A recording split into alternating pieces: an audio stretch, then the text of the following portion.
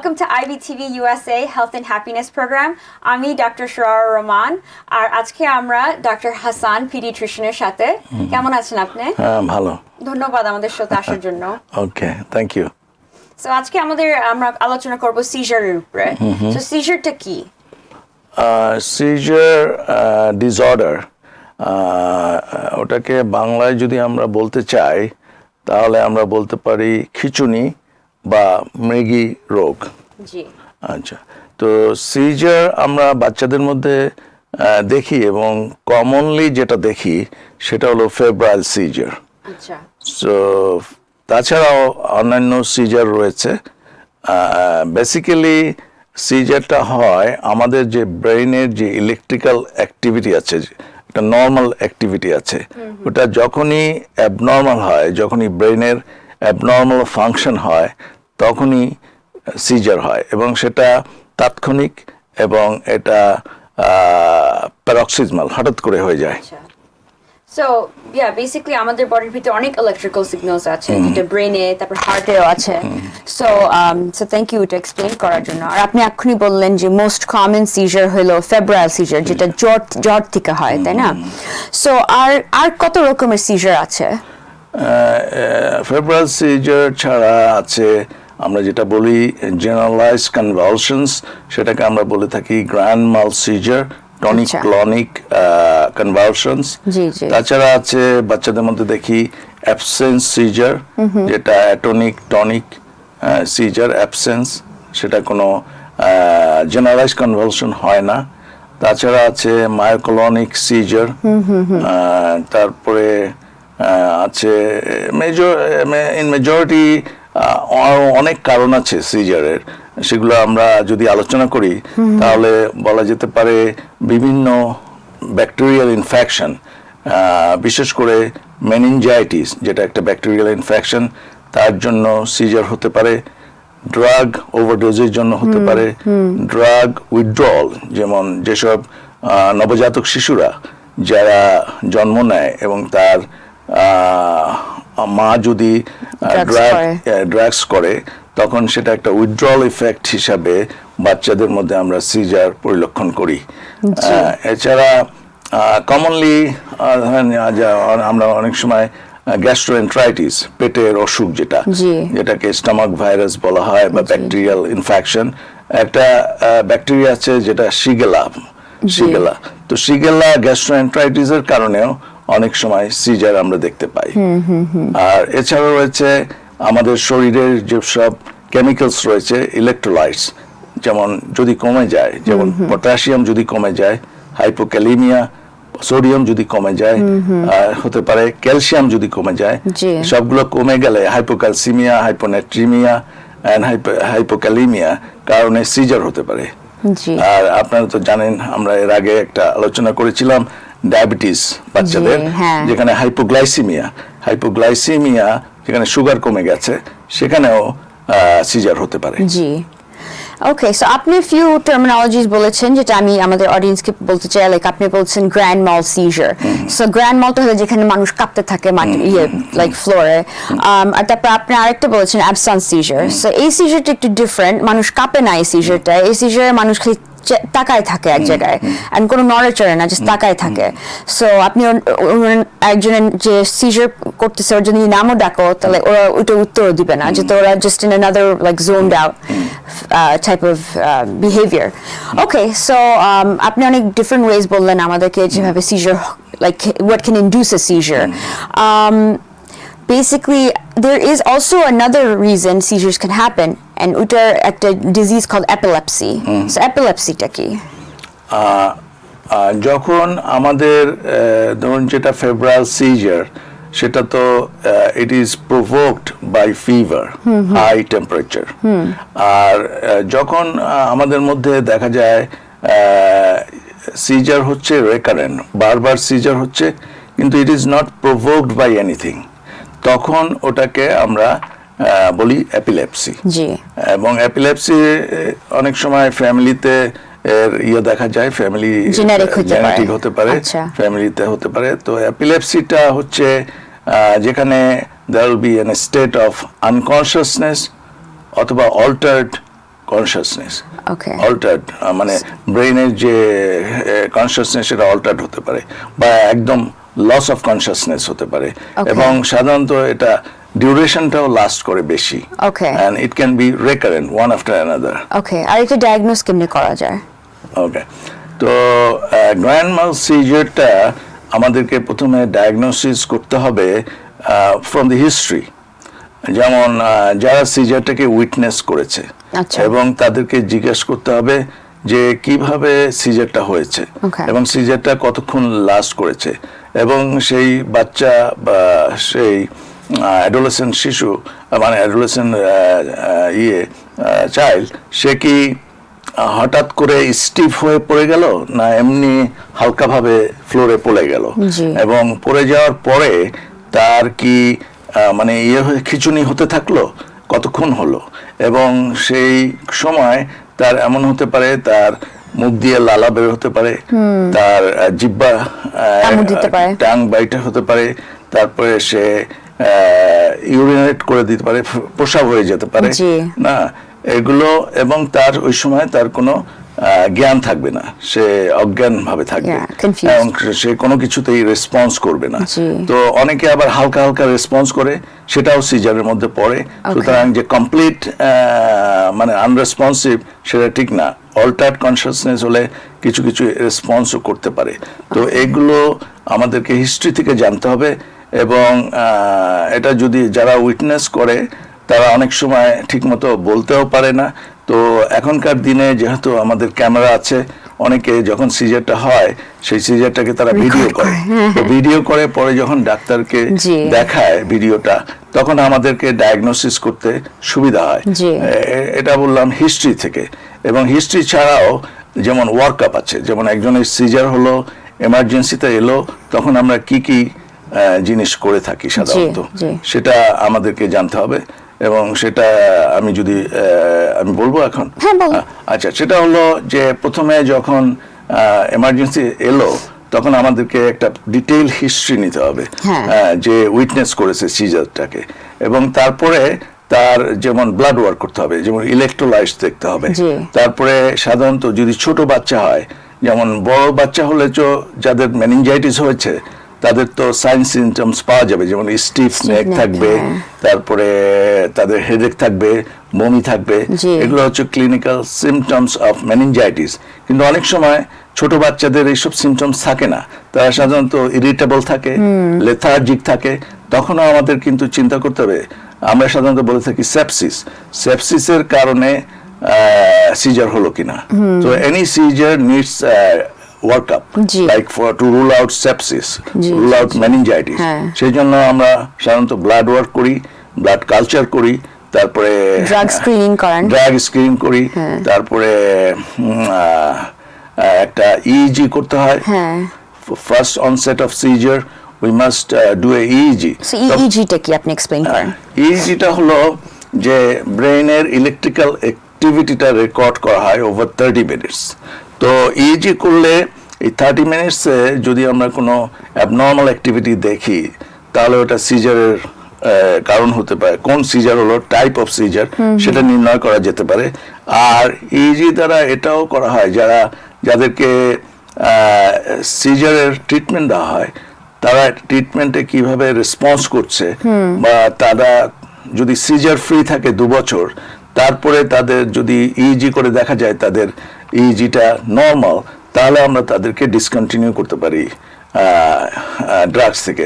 যেমন সিজারের যেসব মেডিসিন অনেকগুলোই আছে সেগুলো আমরা ডিসকন্টিনিউ করতে পারি। আর ইইজি দ্বারা সাধারণত সবসময় যে আমরা ইজি ফাইন্ডিংস পাই তা ঠিক না, এবং স্পেসিফিক ফাইন্ডিংস পাই।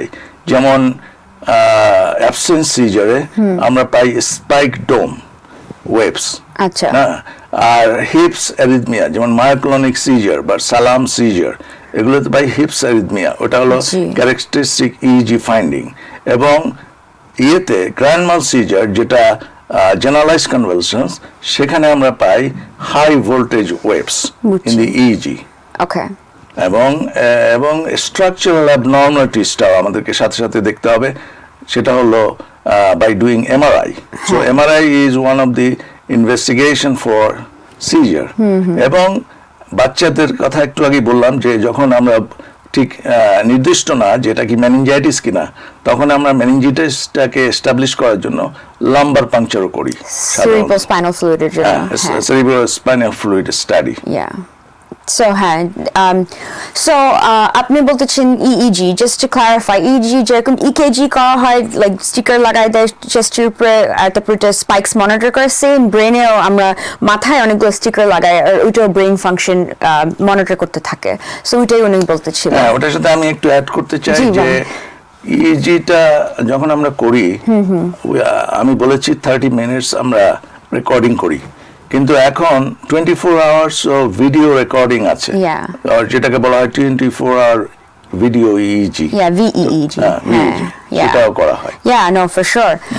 So আপনি বলতেছিলেন যে ফার্স্ট যখন ইয়ারে ঢোকা হয় তখন লাইক উইটনেসদেরকে করা হয়, বাচ্চা যদি কথা বলতে পারে বাচ্চাদের থেকেই লাইক আমরা ইনফরমেশন নেই। সাম বাচ্চারা লাইক মোস্ট বাচ্চারা তো মনেও রাখে না, যেহেতু they are in a loss of consciousness, যখন ওরা উঠে ওরা অনেক কনফিউজডও থাকে। অ্যান্ড সাম বাচ্চারা অলসো, ইফ ইউ এগ্রি, যে ওদের বডি অনেক ব্যথা করে, যেটা এতবার ওরা শেক করেছে, সো মাসল অনেক উইকনেস হয়, অনেক পেইন হয় মাসলসে, তাই না? সেটা একটা সিজারের একটা ডায়াগনস্টিক পয়েন্ট। সেটা হলো আমরা বলে থাকি পোস্ট ইকটাল ফেজ। পোস্ট ইকটাল ফেজটা হলো যখন একটা বাচ্চার কনভালশন হয়েছে, রিপিটেড কনভালশন হয়েছে, তারপরে সে সাধারণত একটু ঝিমিয়ে পড়ে, ড্রাউজি থাকে, ঘুম থাকে, তার যে বডির যে টোন, লস অফ টোন হয়, সেটাকে বলা হয় পোস্ট ইকটাল ফেজ। এবং পোস্ট ইকটাল ফেজ সাধারণত টনিক ক্লোনিক কনভালশনে থাকে, যেটা গানমাল, কিন্তু অ্যাবসেন্ট সিজারে আমাদের পোস্ট ইকটাল ফেজটা থাকে না, বেশি থাকে না, but they might be confused still after. They might be confused, yes.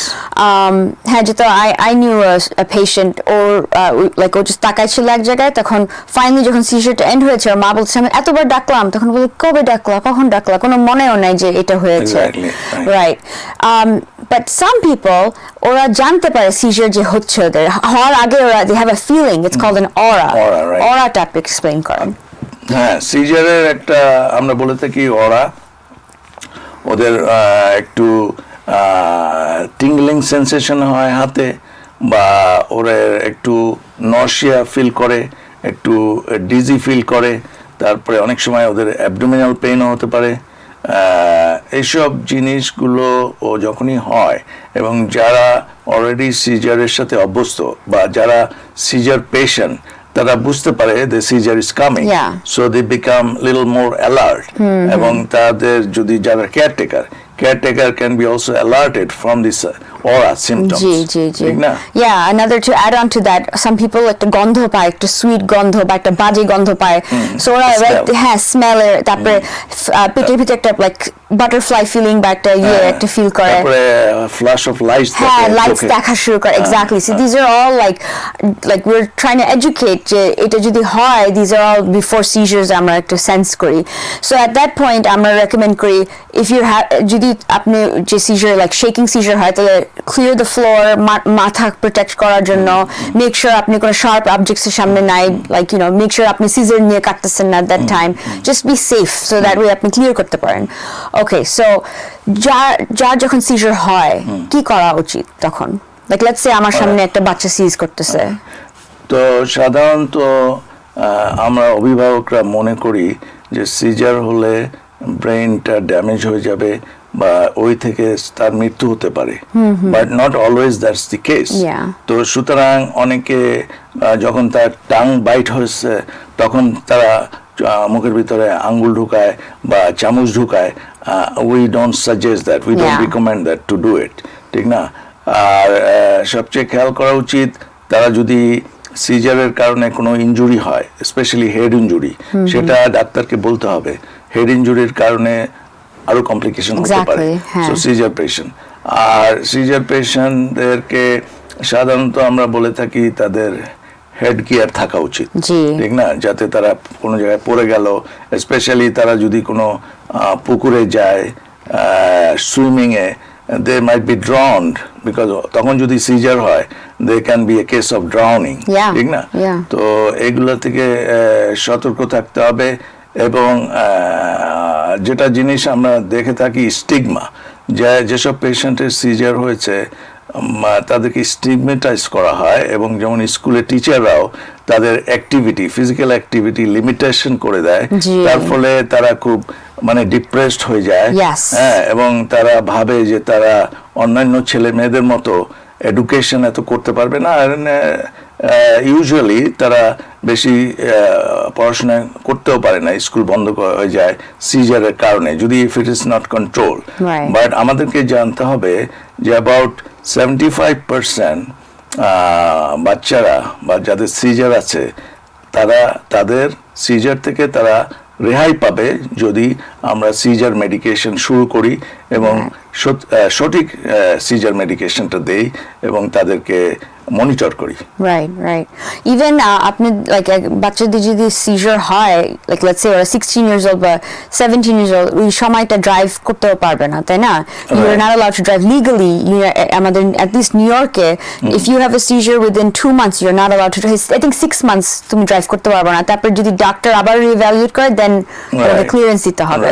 So just a lot, just আমরা ভাবি seizure is such a bad thing, yes, but ওই সিজারটার জন্য কত জিনিস হার্ম করা যায়। আপনি যেটা বলতেছেন স্কুলে মানুষ লাইক বাচ্চারা একটু ওকে আউটকাস্ট করতে পারে, হোম লাইফে মা বাপ একটু বেশি যত্ন করে রাখতেছে যেখানে বাচ্চা একটু ফ্রিডম চাচ্ছে। So there's a lot of aspects that seizure can lead to. এমনও দেখা যায় যাদের সিজার, যারা they are not seizure free এবং তাদের ফ্রিকোয়েন্ট সিজার হয়, এমনকি তাদের যখন বয়স হয়ে যায় তারা বিয়ে শাদী করতেও চায় না, they don't want to get married, তারপরে তারা কোনো ভালো জব পাবে না, এটাও তাদের মধ্যে একটা ডিপ্রেশন হয় due to the seizure. So এটাই বুঝাতে চাচ্ছি যে সিজার অন্যান্য রোগের মতো আরেকটা রোগ, এবং তার চিকিৎসা আছে, তার ডায়াগনোসিস আছে, এবং অনেক যেটা আমি বলেছি 75% of children and adolescents with seizure, they can be seizure free. Their seizure can be free with medications, ঠিক না? এবং আমরা যখন দেখি যে ইজি করে যে একটা ছেলের 2 বছর কোনো সিজারই হয়নি, তখন আমরা ইজি করলাম, ইজি করে দেখলাম যে শেষ ইজিও কোনো ফাইন্ডিং নাই, ইজি নর্মাল, তখন তার মেডিসিন আমরা ডিসকন্টিনিউ করি। He is like any other normal child, he can do what ever he wants. Right, okay, I think এখানে একটা গুড পয়েন্ট আমরা ব্রেক নেওয়ার জন্য অনেক কথা বললাম সিজারের উপরে। আপনারা প্লিজ স্ট্যান্ড বাই করেন, আমরা we gonna take a break and come right back. আজকে আমাদের সাথে ডক্টর হাসান, পিডিয়াট্রিশিয়ান। সো এখন আমরা একটা শর্ট ব্রেক নিব, will be right back. Thank you.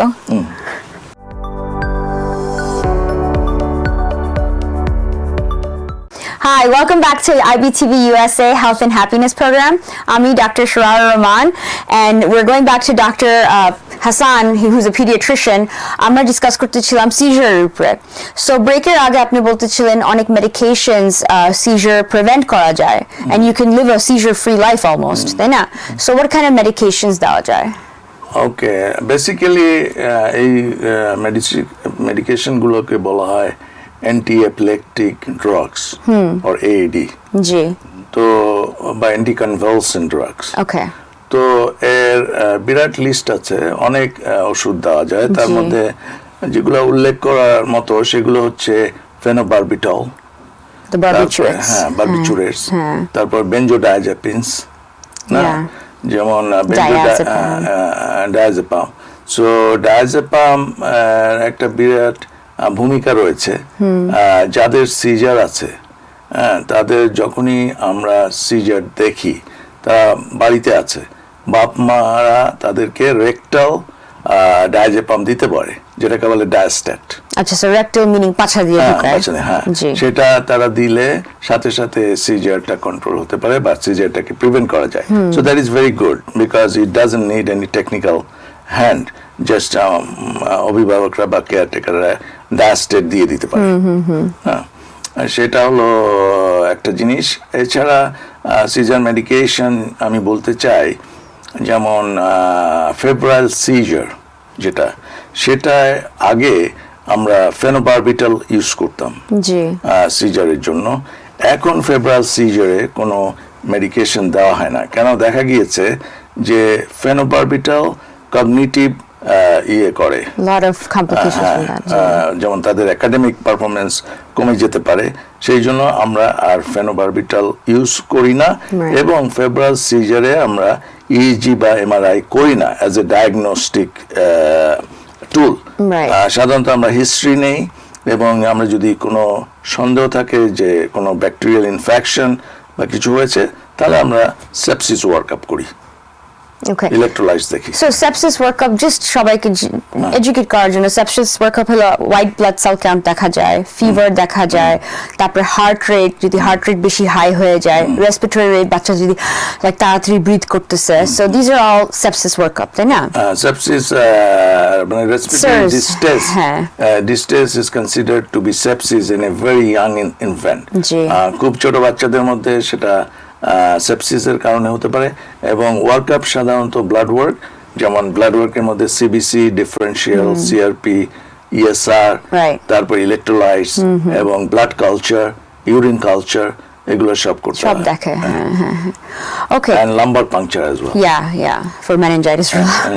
So অনেক মানুষ ওয়ারি করে যে যার সিজার হতে থাকে ব্রেইন ড্যামেজ কোনো হয়, like what are the damages seizure থেকে after having a seizure? Are there any? এগুলো হচ্ছে সব আপনার মিথ। অনেকে মনে করে যে সিজার যাদের আছে বা যারা সিজার ডিসঅর্ডারে ভুগে তাদের ব্রেইনে ড্যামেজ হতে পারে, but there is no such finding or there is no thing that really confirms that there is brain damage. Yes. তবে একটা জিনিস হতে পারে যে রিকারেন্ট সিজার, যাদের বারবার সিজার হয়, তাদের কগনিটিভ ফাংশন কমে যেতে পারে, এটা হতে পারে কগনিটিভ ডেফিসিট। হ্যাঁ, কিন্তু তাদের আইকিউটা হয়তো একটু কমতে পারে, but I don't think in a major part it affects. Right. And if you control the seizure, recurrent seizure যাতে না হয়, সেটাই তো আমাদের মুখ্য উদ্দেশ্য ট্রিটমেন্ট। রাইট। না কোনো মেন্টাল রিটার্ডেশন হয় না, ওইটাই আমি ক্লারিফাই করতেছি। Another symptom actually I wanted to mention, some people repetitive behavior হয়, like একটা clicking noise করতে থাকে বা some sort of noise, that's also a sign of seizure, তাই না? Yeah, that is a part of absent seizure. Absent seizure চুই করতে থাকে, chewing sound করে, like একটা weird noise করতে, but it's repetitive, so you can tell just something is wrong. Right, like a tick almost, একটা টিকের মতন হয়ে থাকে, right? Okay, so আপনি বলতেছিলেন febrile seizure is the most common, so I feel like অনেক বাচ্চা অনেকবার ফিভার হয়, like is there a certain temperature reach করতে হয় যে তখন সিজারটা হবে, but like how do you prevent that, like what can you do?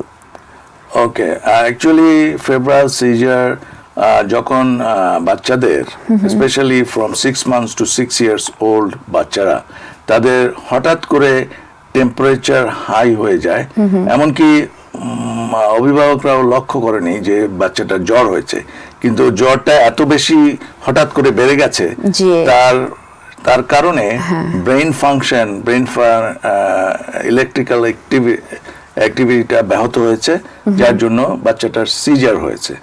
এখন এই বাচ্চাটার সিজার হলে আমাদেরকে দেখতে হবে it's weather it is usually 15 মিনিটের বেশি না, 15 মিনিটের কম সময় ধরে সিজারটা হয়, এবং বাই দি টাইম বাচ্চাটা এমার্জেন্সিতে ল্যান্ড করে তার আগেই সিজার বন্ধ হয়ে যায়। সুতরাং ঘরে সিজার হয়েছে, বাচ্চাকে এমার্জেন্সিতে আনা হয়েছে, তখন আমরা সিজার কেন হলো সেই কারণগুলো আমরা নির্ণয় করতে থাকি, যেমন আগেই বলেছি blood work. Right. Okay, so আপনি বলেছেন সিজার্স হতে পারে ফিভারের জন্য, lack of sleep sometimes also cause fever, like আজকাল বাচ্চারা এত পড়তেছে, like day in day out they are not getting enough sleep, specially আইপ্যাডের সাথে, লাইক সাম বাচ্চারা যদি অনেক lack of sleep হয়, like 3 days, you know, God knows for what reason, that can lead to seizures. That's correct. তারপরে levels of sodium, electrolyte balancing, glucose, এগুলো সব cause করতে পারে seizure. Medications, some medication seizure, it can cause an onset of seizures, তাই না? Prescription drugs like drug abuse. ওটা আমরা we're going to touch base on that. তারপরে also aside from prescription drugs, also illegal drugs like cocaine, heroin, এগুলো সবও cause করা যায়, and alcohol also. আজকালকার ছোট বাচ্চারা alcohol খাচ্ছে, that can lead to, like, a lot of it can lead to seizure. And also the least type for pediatrics হলো COVID এর জন্য sometimes very low population বাচ্চাদের, more adults এ দেখা গেছে সিজার দেখা যায়, ধরা পড়ে। আপনি কোনদিন দেখেছেন কোভিড এর জন্য সিজার ডিসঅর্ডার বাচ্চাদের? আমি শুনেছি বাট দেখিনি। ওকে, লাকিলি আমিও দেখি নাই। তবে অ্যালকোহলের যে ব্যাপারটা বলা হয়েছে, অ্যালকোহল যখন অতিমাত্রায় খাওয়া হয় তার কারণে ইনটক্সিকেশন হয়, কিন্তু সিজারটা হয় ওটা যখন উইথড্রল হয়, উইথড্রলের কারণে সিজার হয়, অ্যালকোহল উইথড্রল। তেমনি অন্যান্য ড্রাগ আছে সেগুলোর কারণেও হয়, উইথড্রলে হয়। যেমন আজকে যেটা এপিডেমিক যে ড্রাগটা, fentanyl. So we're having a opioid crisis in America, and sadly kids are also involved in this crisis, not just adults, kids are also doing it, like especially যারা এখন অনেক soccer খেলে বা different games like sports, বাচ্চারা যারা খেলে ওদের যদি কোনো ইনজুরি হয় তখন ডাক্তার opioid দেয় পেইন করার জন্য, রিলিফ করার জন্য, but that's bad because বাচ্চারা sometimes এটার উপরে addiction হয়ে যায়। So most of the like it's more hydrocodone and things like that, but fentanyl is a major one. So আপনি please fentanyl এর ব্যাপারে কথা বলেন। না, ফেন্টানিল তো আমি এটাই বলতে চাই যে ফেন্টানিল যারা ড্রাগ কার্টেল আছে তারা প্রচুর পরিমাণে বর্ডার থেকে ফেন্টানিল আমাদের দেশে পাঠাচ্ছে আমেরিকাতে, এবং ফেন্টানিলটা এখন এত ছড়িয়ে পড়েছে যে অনেক যুবক বা ছেলে মেয়ে তারা ফেন্টানিলে আসক্ত হয়ে তাদের ওভারডোজ করছে এবং তারা they are dying from this overdose. So this is really crisis, এবং আমার মনে হয় আমাদের অভিভাবকরা যাদের এরকম সন্ততি রয়েছে তারা এইটা সম্বন্ধে আরো সচেতন হবে। এই ড্রাগটা কিন্তু খুব আমাদের সমাজে সংক্রমিত হচ্ছে এবং সেটা যাতে তার ছেলেমেয়েরা যাতে না আসক্ত হয়। কোকেন তো অনেক আগের কথা, অলওয়েজ বিন দেয়ার। কোকেন অনেকে স্নোটিং করে, হ্যাঁ, সেটা থেকে হতে পারে। তবে আরেকটা জিনিস খুব গুরুত্বপূর্ণ যে হ্যাঁ, drug overdose is epidemic and is big crisis, কিন্তু এটার বিরুদ্ধে অ্যান্টিডোটও রয়েছে। So Narcan should be widely available and it can save people's lives. অনেকে লাইফ সেভ করতে পারে নারকেন। I've done it many times. Unfortunately, naloxone, naltrexone এগুলো সব আমাদের ER এ পাওয়া যায়। তার এখন লাইক ঘরে ঘরে নার্সরা ক্যারি করতেছে, এভরিওয়ান, লাইক ট্রেনে যদি কোনো হয়, আমি দেখছি একবার ডক্টর লাইক হি হ্যাড ইট ব্যাগের ভিতরে, ও যে ড্রাইভারকে naloxone দিতে পেরেছে। So it's scary, it's very scary. But thank you so much, Dr. Hasan. আপনি আমাদেরকে অনেক শিখাইলেন। শেষ করার আগে একটা জিনিস উল্লেখ করতে চাই যে যাদের সিজার ডিসঅর্ডার আছে, আমি বলেছি তারা ডিপ্রেশনে ভোগে এবং তাদের মধ্যে সুইসাইডের সংখ্যাও কিন্তু বেশি। Many of the seizure disorder patients commit suicide out of depression. You know, আপনি মেনশন করছেন ওরা বিয়ে করতে চায় না, they feel a sense of isolation, limitation of their activity, job wise, you know. So no, I think it's important যে আমাদের viewers to understand করে, and যদি if they know anybody যার seizure disorder, একটা companionship দেখান বা friendship করেন, এদের সাথে কথা বলেন to prevent suicide and depression and all these mental health issues that we deal with. Beside the anti-epileptic drugs, seizure medication যেগুলো আমরা আলোচনা করলাম, অনেক মেডিকেশন রয়েছে, সবগুলো তো এই স্বল্প সময় আলোচনা করা যায় না, বাট এছাড়াও there has been advances in neurosurgical procedure এবং to correct epilepsy. So epilepsy seizure এরও মানে সার্জিক্যাল প্রসিডিওর শুরু হয়েছে, যে কারণে আমাদের ব্রেইন থেকে যেখানে ফোকাল, স্পেশালি যেগুলো ফোকাল সিজার, ব্রেইনের যে জায়গা থেকে সিজারটা অরিজিনেট করছে সেটা ট্রিটমেন্ট করা। they actually ablation বলা হয়। হ্যাঁ, সেম লাইক হার্টে, যখন হার্টের একটা এসভি লাইক সাইনাস নোটে বেশি ইলেকট্রিক্যাল ইম্পালস সেন্ড করতেছে তখন ওটাও বার্ন করা যায়। দ্যাটস ভেরি সিমিলার, যেভাবে everything is so connected in our neurosurgical procedures in the prevention of recurrent epilepsy, জি। যাদের ট্রিটমেন্ট খালি হইতে থাকে। Refractory, Yeah. যাদেরকে কোনো ট্রিটমেন্ট দিয়ে ভালো করা যাচ্ছে না, they can seek help for neurosurgical procedures, and there are procedures that is very effective. Yeah. Well, thank you so much. আপনি টাইম দিয়েছেন, আপনি এক্সপ্লেইন করেছেন সবকিছু ভালো মতন।